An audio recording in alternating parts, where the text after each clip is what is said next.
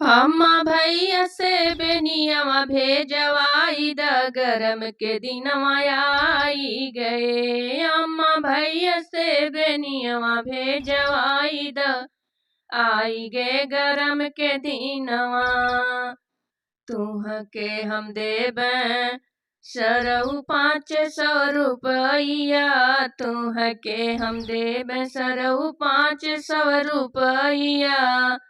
हमरे धानिया के हो, हमरे धानिया के बेनिया ले आई द गरम के दिनवा आई गए। हमरे धानिया के हो, हमरे धानिया के बेनिया ले आई द गरम के दिनवा आई गए। अम्मा भैया से बेनिया भेजवाई द गरम के दिनवा आई गए।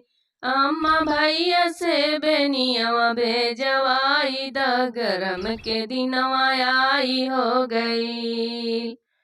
अम्मा पापा से बेनिया भेजवाई द गरम के दिनवा आई गई। अम्मा पापा से बेनिया भेजवाई द गरम के दिनवा आई हो गई।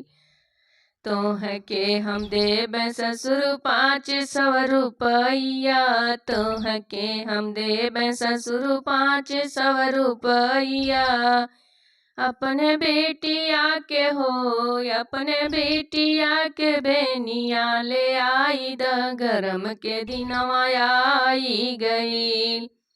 अपने बेटिया के हो, अपने बेटिया के बेनिया ले आई द गरम के दिनवा आई गई। अम्मा भैया से बेनिया भेजवाई द गरम के दिनवा आई गई।